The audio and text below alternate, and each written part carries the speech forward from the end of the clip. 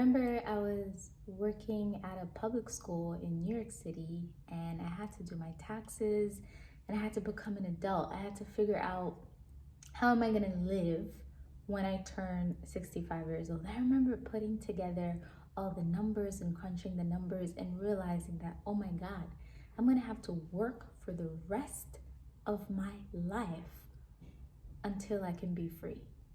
This is the American dream, right? But of course, it's not said to you in this way. It's portrayed as something else. If you work hard enough, then you will have the white picket fence. If you work hard enough, then you will have the husband or the wife. If you work hard enough, you will have the degrees. If you work hard enough, you will finally be good enough. But unfortunately, this ideal of the American dream is a moving target. So every time you accomplish something, you never feel like you've arrived. There's always the next thing and the next thing. And I gave up on the American dream because I just felt exhausted. I felt exhausted. I felt depressed. I felt anxious in my heart. And I felt like I was chasing something that I didn't even want. Right? And so a lot of times we have these concepts in our heads of what success is, but actually it's not even your idea.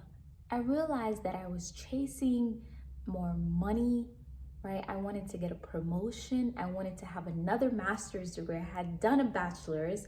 I did a master's by the time I was like 20, 21. And then I wanted more. I thought about going to get a PhD, but then I had to pause and ask myself, who implanted this idea of success in my head? Is this even my truth? Is this even my reality? And I realized that it wasn't. And unless you take a step back to really reflect and to really see yourself and to really hear the whispers of your own heart, you're going to continue running on this treadmill like a rat, stuck in the rat race, unable to get out. And by the time you do, you're 65. The average lifespan is about 75 years old. So that means that you would have wasted most of your life chasing something that wasn't even yours and that most likely you didn't even accomplish. Because guess what? This ideal of the American dream is literally created and designed so that you never really arrive. The more money, the more problems, the more things, the more problems. And you start neglecting people and chasing more things when actually life is about people. And so I gave up on the American dream because I never felt like I was good enough for America. I'm actually from Haiti. I'm a Caribbean girl. I hated waking up in the cold. I hated waking up and feeling like I had to listen to somebody for the rest of my life. And so I packed my bags and I left America. And I have to tell you, that was like the best decision that I've ever made. For the first time in my life, I feel like I can breathe, that I can pause, that I can reflect. It doesn't mean all your problems disappear. Naturally, as human beings, we're going to create our own problems because that's just the way the mind works. But at least they're yours. I finally feel like I'm on the path to creating things that matter to me, to learning things that matter to me, to accomplish things that actually contribute to the world, to being more of a person who cares about other people rather than climbing on the backs of others in order to make myself and my family successful. I have more of a cosmic, universal perspective of life. Other people actually matter to me more than my success in obtaining things matter to me. So I gave up on the American dream because I actually wanted to be happy. And maybe you are different. And maybe you feel like with chasing the money and with chasing the things and with chasing the degrees, that does bring you a sense of peace. And if so, keep going.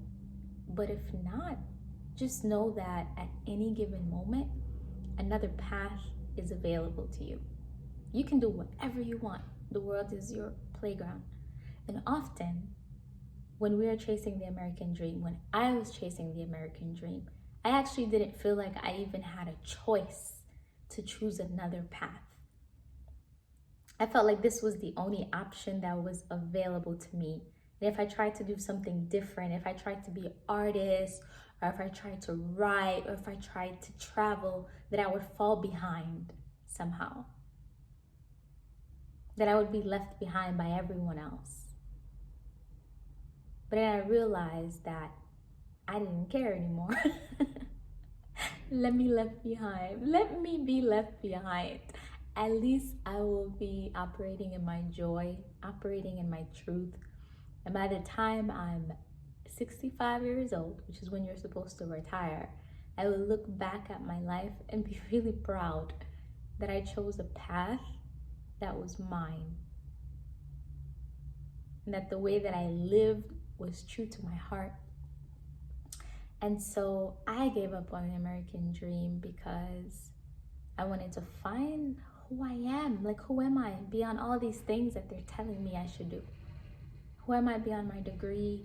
Who am I beyond my accomplishments? Who am I beyond my bank account? There has to be more to this lifetime than chasing things.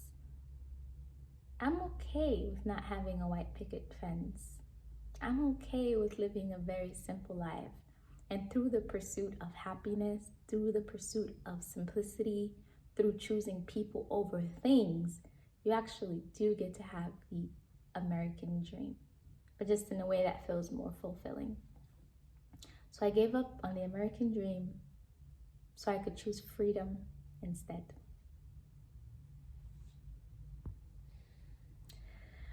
Let me know in the comment section, guys, like, are you chasing the American dream?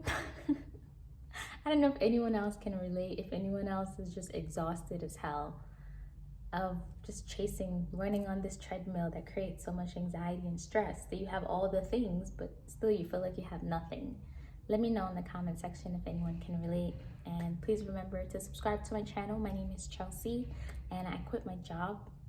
Now I do whatever I want, and the world is my playground. I'm choosing people over things, love over accomplishments, and that has been the joy of my life.